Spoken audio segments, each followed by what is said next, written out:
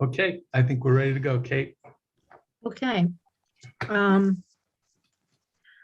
right, good evening. I'm going to call the meeting of September 27, 2021 to order at 5:30 sharp.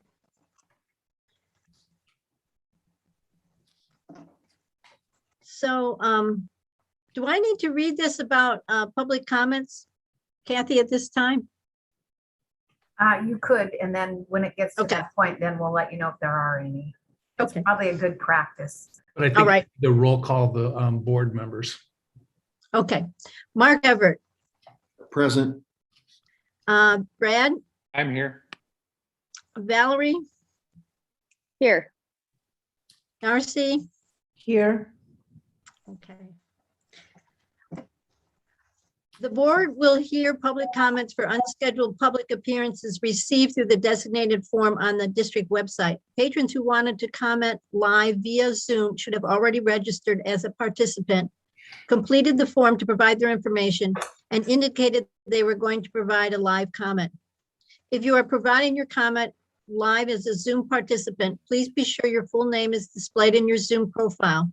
You can change that by clicking on the participants button, hover over your ID, click the rename, and type in the correct information, and then select OK. Comments will be read by the district staff or delivered live via Zoom at the appropriate time on the agenda and will be limited to 3 minutes. The flag salute, please stand.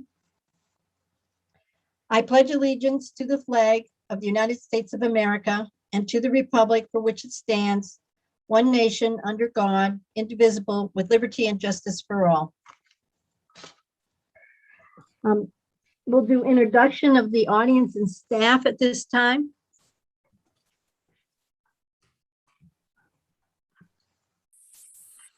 John O'Neill, Assistant Superintendent.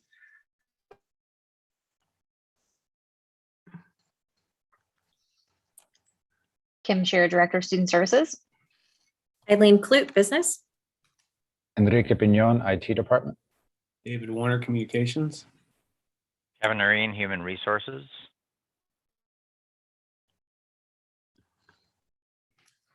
Is that everybody? That's it tonight. Okay. Oh, there's only 15 of us tonight. Okay. Approval of tonight's agenda.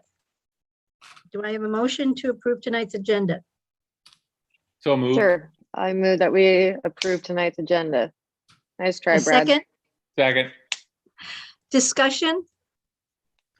All right, all those, Mark?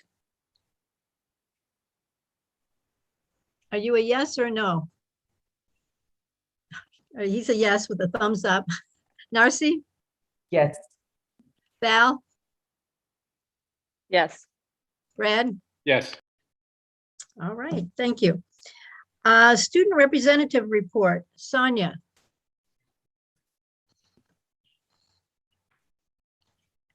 Are like still happy to be in school, but I think people are slightly more stressed out. I think there was a little bit of like mask slacking, I guess. People have been pulling them down more, I think, and that's stressing some people out. But I think people are really enjoying being able to going to sporting events and like all the free meals and stuff. And that's what I have. Okay, thank you very much, Sonia. Any questions for Sonia? Okay, thank you. Superintendent report. Perfect. Thanks, Kate. I'm going to share my screen here. And let's see.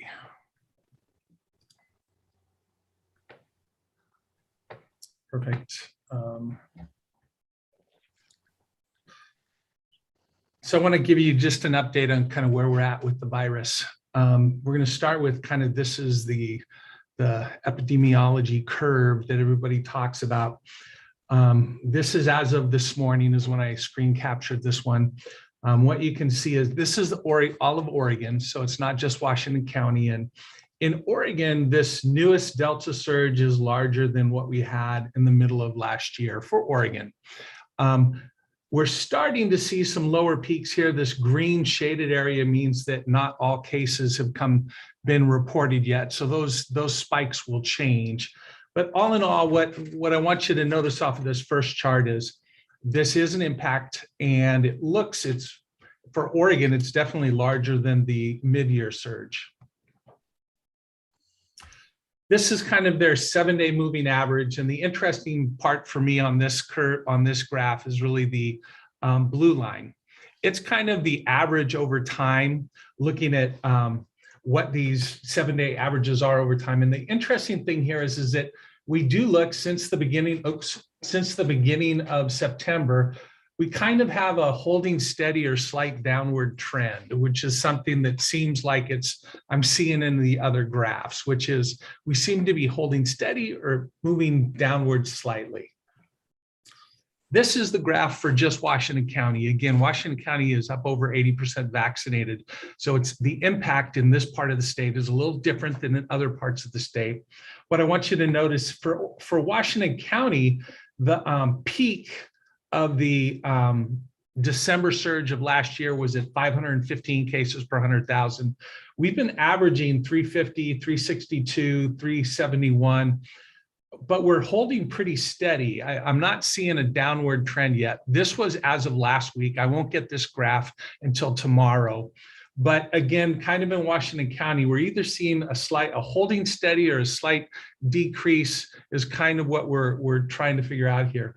Probably the troubling are these numbers down at the bottom. This is the test positivity rates. And I know it's really hard to see, but basically it's 8% as of the start of September, and then it was 8.1, 8.5, 8.7%, which means there's still pretty active transmission going on in our county. This is a new graph. They just started producing it. And what this shows is kind of the number of cases that are pediatric versus the number of cases that are adult. And the blue part here are kind of in any one time period, the number of pediatric cases. And the thing that I want you to notice about this is we're now kind of a new part of the pandemic, which is the pediatric percent is about 20.3, which is the highest that it's been through the whole pandemic, which means that, again, this is impacting kids at a larger rate than before. This is, again, for the state of Oregon, pediatric cases. Their data runs behind a couple of weeks. And I don't know if that's just it's a little harder for us to come up with this data, but again, for the state of Oregon, it just is showing that there's more pediatric cases than we've seen in other parts during this whole pandemic. And then this breaks it out by age group, and a couple of interesting things. Again, since the start of middle of July, again, you can see a pretty large ramp up in the number of pediatric cases. The other thing that's interesting is it started to come down in that middle of July middle of August kind of range, and then school starts, and you can now see like the age group 6 to 11 is just underneath the age group 12 to 17, which I think it is because we have kids back in school. The green section again is those numbers aren't really accurate because they don't contain all of the cases that they know about. This is kind of the number of positive cases that we've had in the district, and it changes over time. Mostly what I wanted to show you is just that we have kind of an uneasy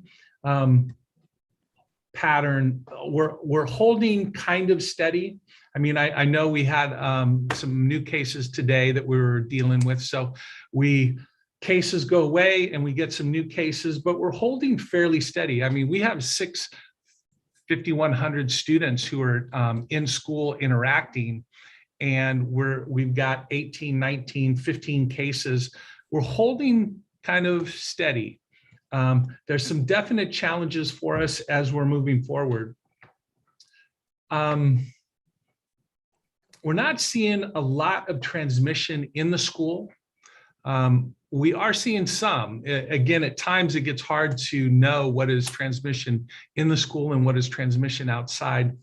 But for the most part, we feel like the health protocols that we're running are helping us continue to keep schools open.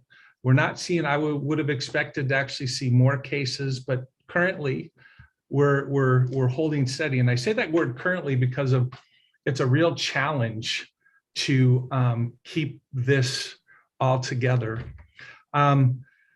Another thing we've got rolling for us right now, transportation has been a real challenge for us. Both Midco and the district are working really hard to solve those challenges. There's some good news here. We had a driver who finished their training or are now starting their routes. There's another 5 drivers who are in various places of their training and should be coming out in the next couple of weeks. But we work every day right now with Midco to kind of continue to problem solve. And but it's a challenge. Again, they've got just about everybody driving who can drive in those situations. And then for my comments today, I thought I would just, I'm going to stop sharing for a second here. And I just would kind of take a second to say it's a lot right now. Our principals, our teaching staff, our instructional aides, our nutrition services, our bus drivers, our district leaders, students are,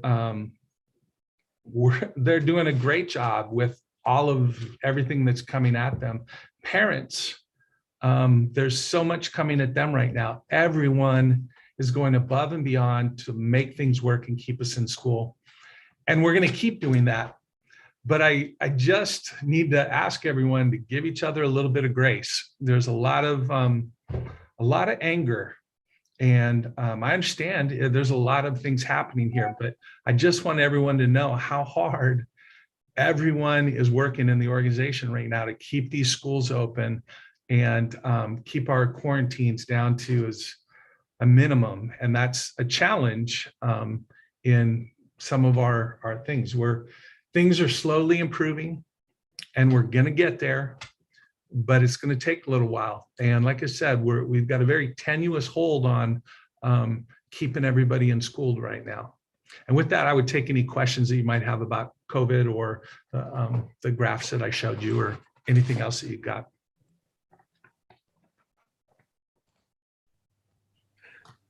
Thanks. Thanks, Dave. Those graphs were really valuable. And I like the update on the individuals that have, well, I don't like that they have COVID, but that we see where the numbers are.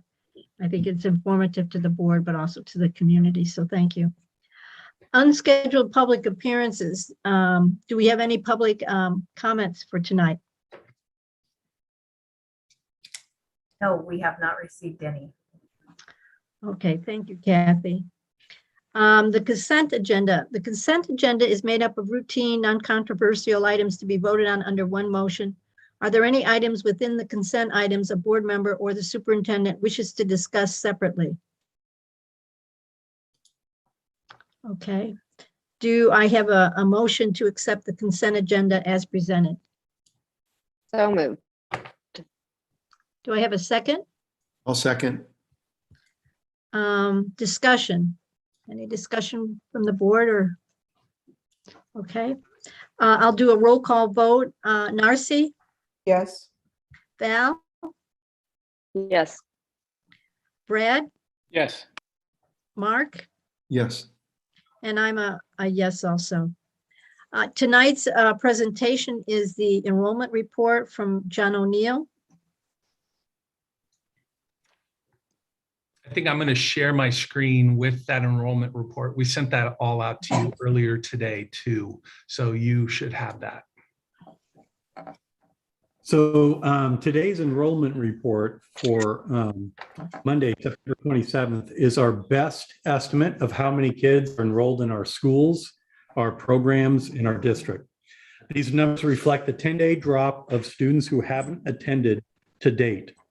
We are roughly the same number of students that we were last spring, but we projected additional students returning this year as reflected by the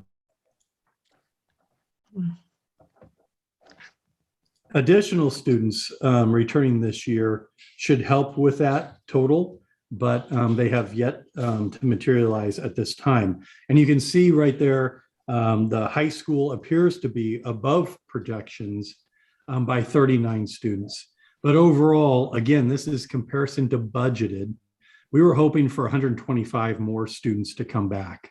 At the top of just straight above, Dave, we currently have 327 students in our online program, the new online programs that we've created, 173.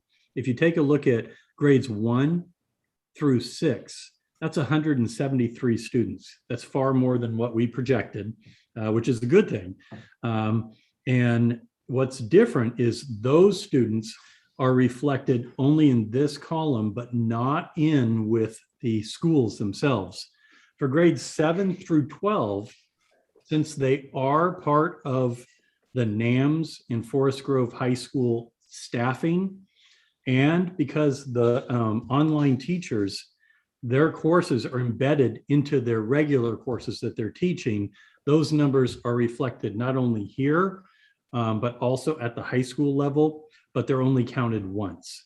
So that's where we currently stand. We have 55 students at the 7th, 8th grade level. And right now, as of today, 99 students. And that is a very fluid number. Every day we get parents asking to enroll or to go back to their regular classrooms, particularly with dual language programs. But that's our enrollment report. You can see overall the class sizes look really good. Are there any questions?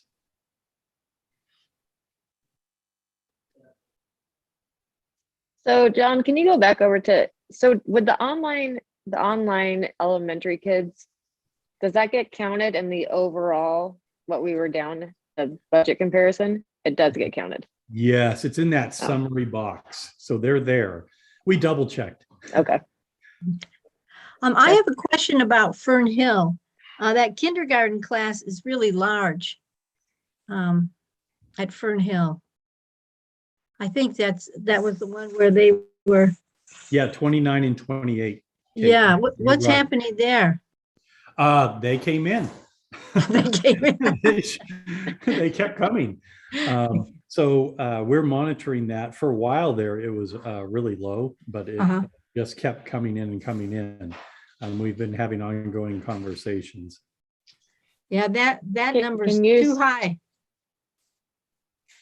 What's happening in the rest of that school though? Can we see the 4th grade and 3rd grade all the way, please? Thanks. Sure.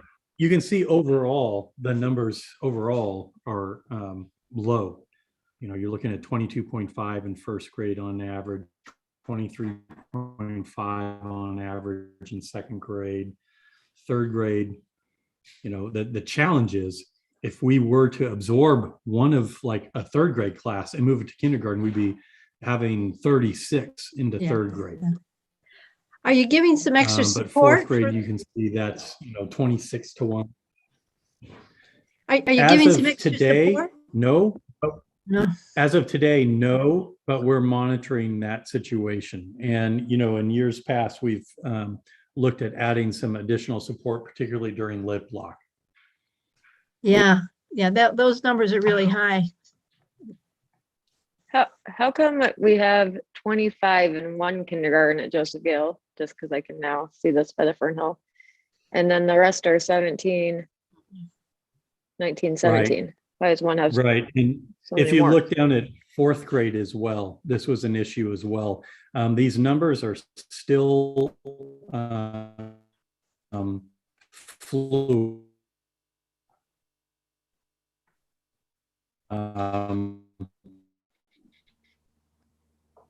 He's breaking up for me. Is he breaking up for you guys? Yes. The counselors. Yes. And the school. Yeah, I can't hear him. Yeah. So there's a couple things. We'll go back in and take a look at this. There's an obvious difference here. There may be some issues with language, but let me do a little double checking and kind of again, those are not numbers that we like compared to the other ones, but we'll go back in and find out. Yeah. Great, You know, thanks. The other question I have, Dave, is if those online students decide to go back, which, we hope they do, to go back to their regular classroom, those numbers could really change at the lower grade levels. I'm sure you're aware of that. Yeah. Yeah, we're starting with them going the first trimester before any changes are made out of the online piece, but we had to be pretty flexible so far. And as kids come back in, we're gonna again have to deal with that. So it kind of depends on what happens here with the virus and kind of where do people feel comfortable leaving the online program and coming back into the school. Yeah. Any other questions for John or Dave? Well, just so we budgeted at a number that's higher than what we have. And so in theory, if those come back from the online, we should have, now I know that it doesn't always work out perfectly that they go to classes and are distributed. I understand that, but in theory, we should have, we're budgeted for those students coming back into classrooms. Yes. Right? I mean, okay. Yeah. Except the budgeted, the online numbers are in the budget comparison, aren't they? Yeah. So Mark, those are already counted into that total. Yeah, I know. I guess we were budgeted for 2042, right? In elementary, and we have 1912, and in the 1912 is the 173 also, is all I'm saying, right? Yeah. Yes. And so all I'm trying to say is that we're still budgeted for more students than we have, even though some are in online. I see. That's all I'm trying to say, and that I know getting them in the classes where they are the lowest is hard to do, right? I understand that, but we're not, okay. That's all I'm trying to say. We'll be, again, next October, I'm forgetting the exact date, October 10th will be when they do the kind of census on our numbers, and we'll be bringing to you after that kind of the financial parts and how we want to try and manage this part of it. But right now, in the middle of our pandemic, these class sizes, I think, are actually conducive to kind of where we're at. And now it's just kind of trying to manage this as we're going through it, because I really, again, increasing class size right now is not something I really want to do. So. Okay. Any other questions? If not, I'll move on to the action items. Okay. The first action item is the board superintendent operating agreements 2021-2022. The board and the superintendent reviewed the operating agreements during the August 31st meeting retreat and again at the September 13th meeting. The recommended changes are noted in the attached document. And there was just, I think there was just a couple. Yeah. Do I have a motion to approve the board superintendent operating agreements as presented? So moved. I second. Any discussion or questions? Okay, we'll have a roll call vote. Mark? Yes. Brad? Yes. Val? Yes. Narcy? Yes. And I'm a yes also. The motion passes. The next action item is the superintendent, the board goals for 2022. The board and the superintendent reviewed the board goals during the August 31st, 2021 retreat and again at the September 13th, 2021 board meeting. The recommended changes are noted in the attached document. A sample version that includes the district maxims is also included to reflect changes Director Everett has suggested. So there's just been a couple, I think under number 1, the change was the board will work to reduce and maintain lower class sizes. And the other one under that is the board will support its decision by using data. I don't know if there was anything else. I think those were the only 2 things that were changed. Do I have a motion to approve the 2021-2022 school year as presented? The board goals? So are we approving the draft? Is that right, Kate? Or I mean, they're basically the same. They're just a couple of, but so you're asking if we're going to approve the draft that's listed here. Oh, okay. Yes. Okay. I move that we approve the board goals. Do I have a second? I'll second. Discussion or questions? All right, I'll do a roll call vote. Brad? Yes. Val? Yes. Narcy? Yes. Mark? Yes. And I'm a yes also. That motion has passed. The next item for action is the, hold on a second while I pull it up here. The 2022-2023 budget development calendar. And Eileen will present the calendar. Thank you, Board Chair. Tonight we have the 2022-2023 budget development calendar for approval by the board. In the board packet is a copy of that calendar, and it was presented at the last board meeting as a first reading. At this time, we're just seeing if you have any questions and then asking for approval of the calendar. Well, I just have maybe a silly question, Eileen, but I know it says 2022, 2023 calendar.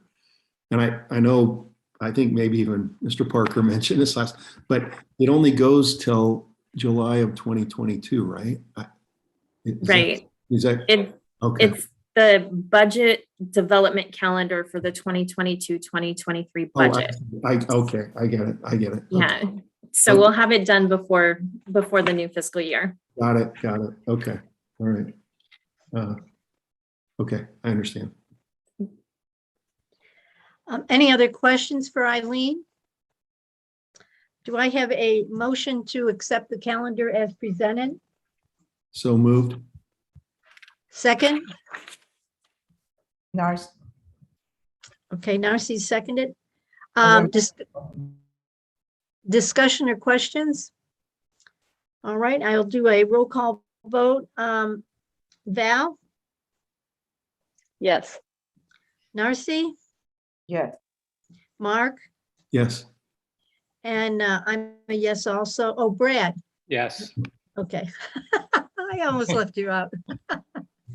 Okay, the motion is passed. Thank you, Eileen. Thank The you. next one is the district finance. Let me pull this up again. Hold on a second. The district financial oversight committee. We need board representation. And I guess, do I do that or do you, Eileen? I guess I talk about this one. Okay. The Forest Grove School District Financial Oversight Committee. We need 2 board members to serve on the Financial Oversight Committee for the 2021-22 fiscal year. The committee will meet 3 to 4 times from November 2021 to May 2022. And then attached in the packet is the roles and timeline. So do I have 2 volunteers? Well, I would volunteer again. I did this. I participated in this last year, and for me, doing it a second year, I feel like is good because I learned a lot in the first year, and maybe I can do a better job in the second year. Okay, thanks, Mark. Anyone else? And I would volunteer unless somebody else wanted to do it. Right. Me too. Same. Okay, so anyone else want to arm wrestle them? Nope, okay. I'm more than happy to let them do it. Okay. It is interesting, but I have some other committees I want to be Yeah. on, so I'm going to pass. So I will make the motion. I move to approve to appoint board member Mark Everett and Brad Bafaro to serve on the Financial Oversight Committee for the 2021-2022 school year. Do I have a second? I'll second it. Discussion? Questions? Okay, we'll do a roll call vote. Narcy, Yes. Mark, Yes. Brad, Yes. Val, Yes. and Kate. So that motion has been approved with those board members. Thanks, Mark and Brad. I appreciate it. The Budget Committee vacancy is the next committees, and I think we need 2 people for that too. Let's see here. Yeah, I can do that one, Kate. Okay. I'm just It's the interview one, right? Yes. right. This is the District Budget Committee vacancy interview. We need 2 board members to sit on the interview committee. The interviews will take place between December 6th through the 10th, 2021. And there's the process is outlined in the attached document. So you can look that over in the packet. So Val, you'd be willing to be on that committee? Yes. How many, Okay. how many people are needed, Kate, too? There's 2, yeah. I can help with that. Okay. Well, thank you. All right. I will move to approve the appoint board members Val and Narcy to serve on the Budget Committee for the interview in December. Do I have a second? I'll second. I'll second it. Okay. And we'll do a roll call. Any questions or discussion? I'll do a roll call vote. Mark, Yes. Brad, Yes. Val, Yes. Narcy. Yes. Okay, thank you. And I'm a yes also. So thank you, Val and Narcy, for signing up for the Budget Committee vacancy interviews. The next one is the Policy Committee. And no, is it the policy? Yes. Yeah. So we need 2 participants. The Oregon School Board Association provides the district with policy services that include drafting and maintenance that meet requirements of law and the specific needs of board and their school districts. As laws change, OSBA updates our policies, which are then reviewed by the appropriate administrators. Chair Grandusky and board member Everett have served on the committee to review all of the new or updated policies before taking to the whole board for review and adoption. And I would be happy to be on this committee. I've been on it for a long time. And I like being on the committee, but unless somebody else would like to do it, but we need 2 people. I'd be willing to continue as well unless somebody would like to have a turn at it. Okay. I am more than happy to let you guys do it. You guys do a great job and we really appreciate it. Okay, thanks. So I move to approve board members Mark Everett and Kate Grandusky to serve on the Policy Committee for the 2021-2022 school year. Do I have a second? I I'll second. Okay. Narcy, roll Yes. call vote. Yes. Yes. Val, Yes. Brad, Yes. and Mark, Yes. and I'm a yes also. And that motion is passed. Well, now I think, where are we here? Okay, So the next item is the Forest Grove School District Cafeteria Table Purchase, and Eileen Clute is going to present. Thank you. So tonight we have the purchase of 55 new cafeteria tables. These tables would go to primarily the secondary schools to help support social distancing during lunchtime and to get kids spread out farther. So they would be in both Neil Armstrong and the high school. The goal would be to get the tables then, once COVID is over, these tables would then go out to our elementary schools and all of our other schools to replenish tables that are probably in need of replenishing at this time. So hopefully we would be able to redistribute those out at the end when we can. We did have 3 quotes, one from SBI, one from School Outlet, and one from Verco. At this time, we're looking at asking for approval for the highest quote, and that one's for $128,793. The reason why we're asking for the highest quote is it's the only one that has the benches of the table that fold up onto the table.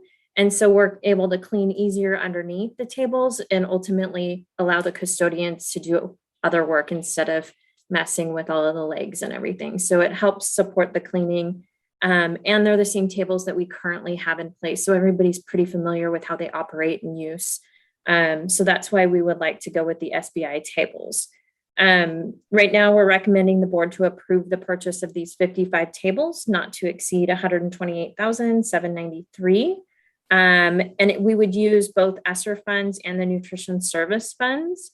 I did have a note in the board packet pending ODE approval. Anytime we use nutrition service funds over 5,000, we have to get their approval for capital. But since this was published, we did get approval. So we are no longer waiting for that. Thank you, Eileen. Any questions for Eileen? Okay. Do I have a motion to approve the Forest Grove School District Cafeteria Table Purchase? So moved. Do I have a second? Second. All right. I will do a roll call vote. Mark, Yes. Brad, Yes. Val, Yes. Narcy, Yes. and I'm a yes. The motion is passed. Thank you, Eileen. The next one is the confidential supervisory contract. And I'm going between 2 computers so that I can. Kevin is going to present on the first 2 of these, and then I'll finish with the director's contract. Okay, all right. So let me just give me a second here. Wait, Kate, you're getting pretty good at that. Yeah. I tell you, by the time I'm finished on the board, I'm going to be really with it, I think. Anyway, the next action item is with Kevin, and he's going to talk about the confidential supervisory employment agreement. So, All right. Kevin. Yes. Thank you, Chair Grandusky and board members. So tonight, as you had in your packet, the superintendent has met with representatives from the confidential and supervisory group to discuss the terms of their agreement going forward. The financial component is the same financial component that you voted and approved on for the licensed group, which was a 2% base salary increase for the first 6 months, a 3% increase for the last 6 months with a $25 increase in the insurance cap. The other changes, just to note in the agreement, really is to bring these agreements more into alignment with some of the language in our other collective bargaining agreements. So we had a slight change on the vacation schedule, and then just aligning the bereavement leave with our licensed group, and again, aligning the numbers of leave days with that group as well. So those are the only changes, and I'd be happy to take any questions if you have any.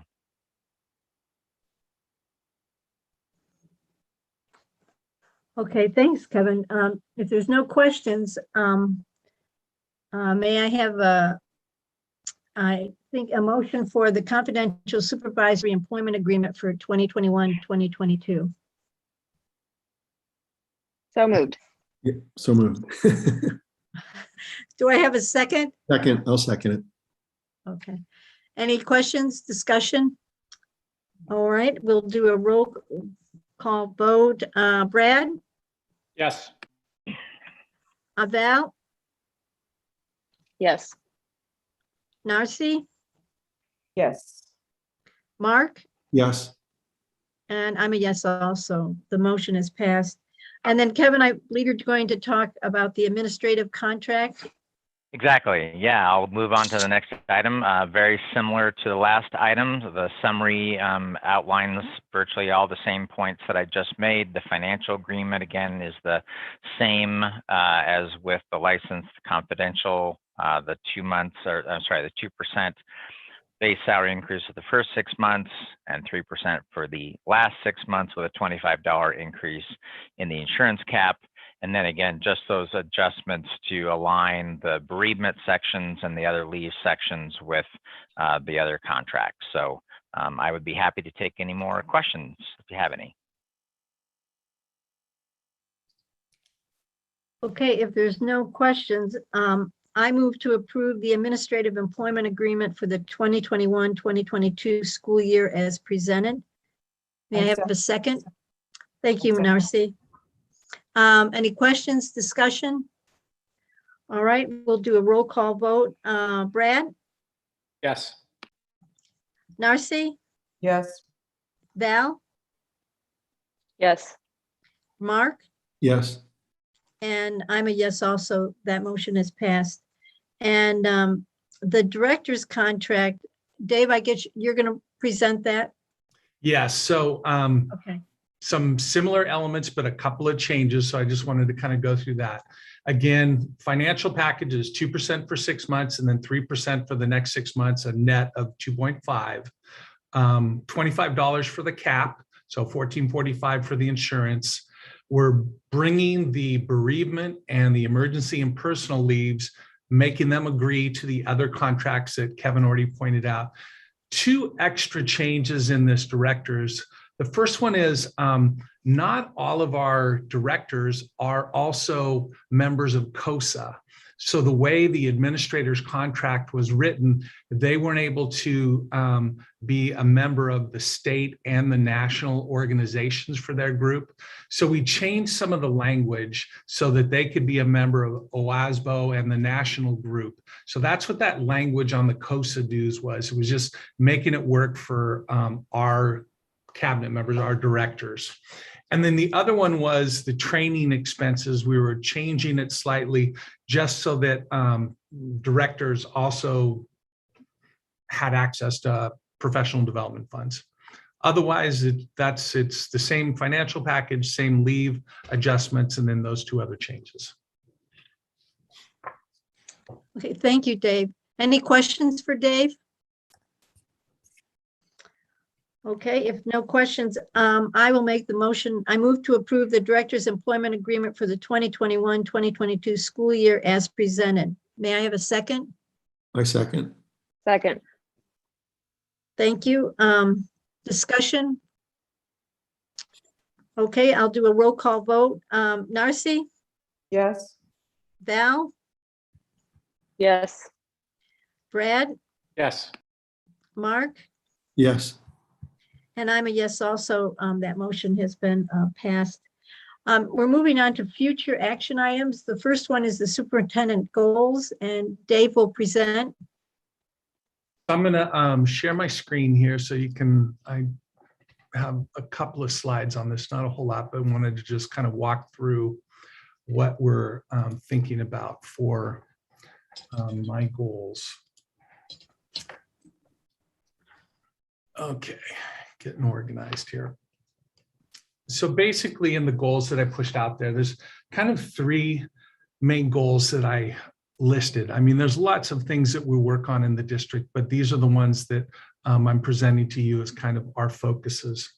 The first one is continue to manage the pandemic and position the district to provide a maximum amount of in-person instruction.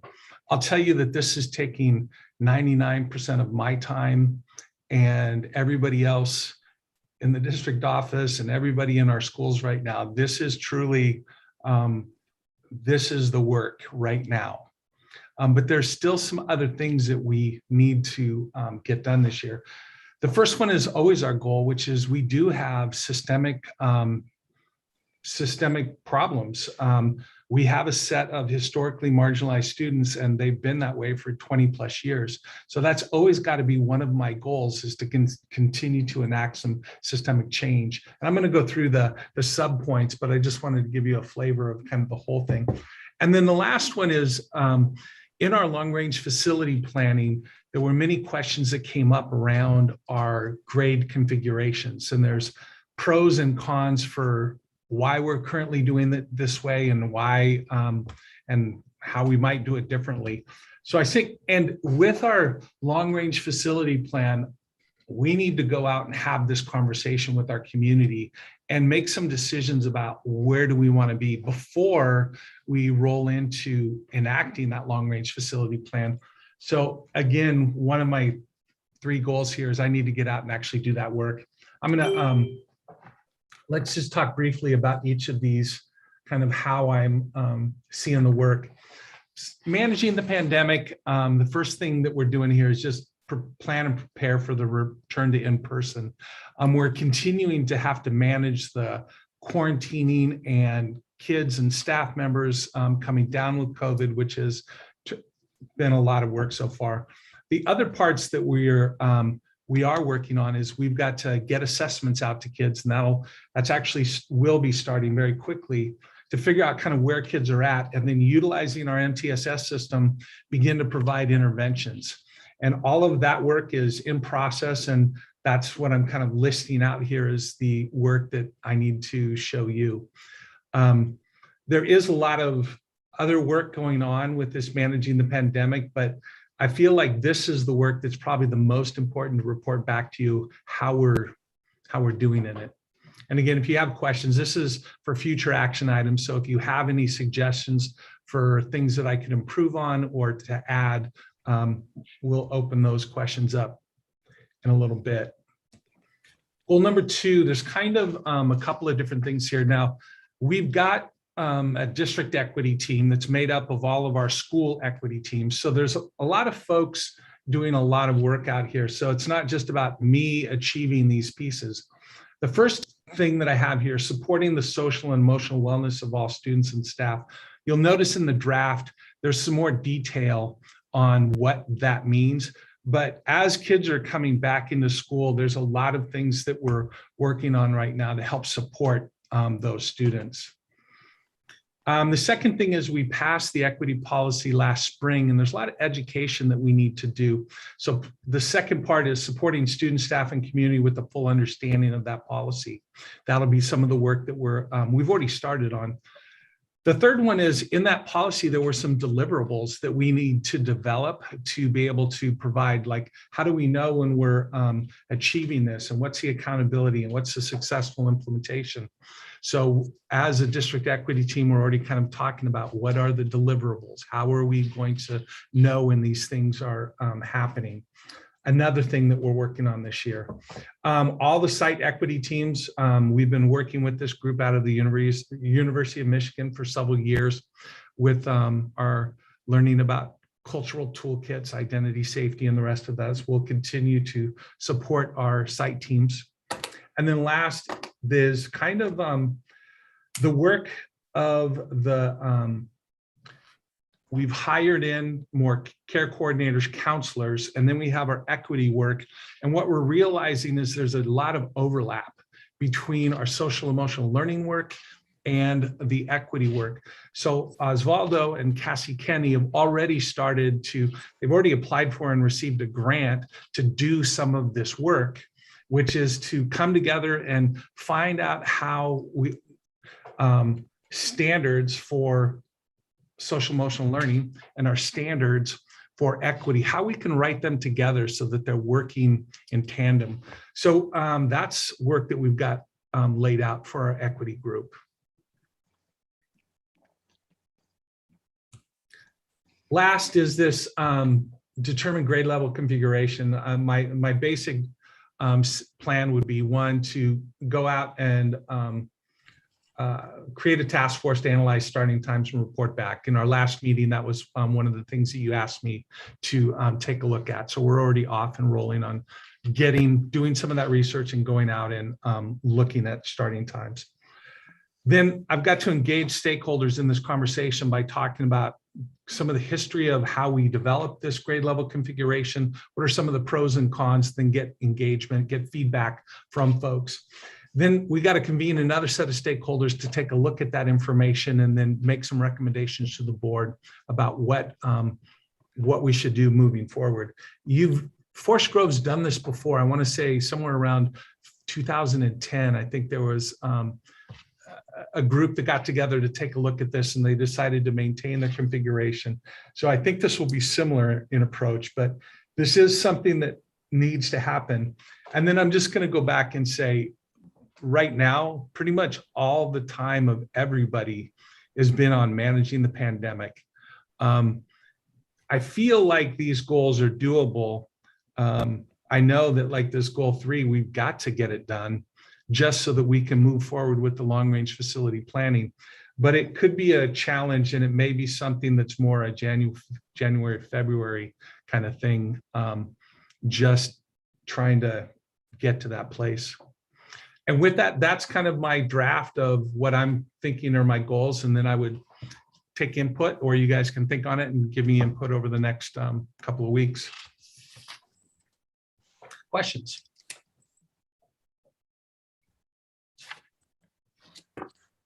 Okay, thank you very much, Dave. Really appreciate your thoughtfulness, and I really appreciate you and the whole staff's efforts with the pandemic and the daily challenges. I know it's a lot of work, and we really appreciate it. The next item for future action is the superintendent's evaluation timeline for 2021-2022. And it is a draft of the calendar and the dates, and you can look through that. Excuse me, you may have already done so. Are there any questions on the timeline? If there's no questions, I'll go on to the next future action, and it's the superintendent's evaluation criteria. And the evaluation criteria is attached for review. The document was created by the Oregon School Board Association and is being used by the board and has been used by the board. So we have used this. We've used this format from OSBA since Dave has been our superintendent. And with that, we also use Corregio that does an outside evaluation with our community teachers and businesses. So we will do the same for this year. Are there any questions by the board members or input? It has really, it has worked really well, I think, for Dave and also for us. So are we, I think a question I might have, Kate, is the 360 evaluation. I think we have done that by, I guess I would say, I don't think we've done in-person interviews conducted by the Corregio group for a while. And we've done the 360, which is, it's emailed to stakeholders, community members, administrators, teachers in the district, other superintendents, parents, board members. That's what we've done for the last, I don't know, 2 or 3 years. And we're going to do the same again this year? Is that what is that? Well, I think it's up for discussion. I think we will do the 360. Right, right. And the in-person, we haven't been able to do because of COVID. Right. But, I have to look back. I have to look back on the calendar. I don't know where COVID will be this year. Right. I have no idea. I don't know if in January, if they could do in-person interviews. Right. I just don't know. I think we just have to Wait They and would, see. they would just do them over Zoom. I think Yeah, the point is just sitting down and talking to somebody. Mark, do you remember when we did we do it the first time or the second year? Have we done it before? Yeah, We, the we, first year we did.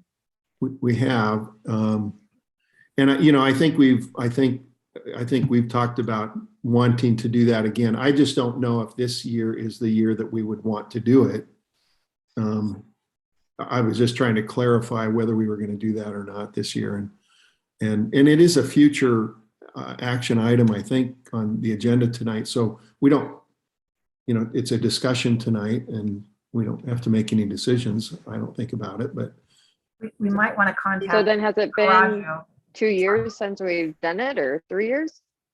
How long has it been since we've done this? We did it in year 2. I don't. We did it in year 1 and year 2, and then we stopped doing it. I think the last 3. Not the other variables that we discussed in the past were not only the COVID situation, but the cost.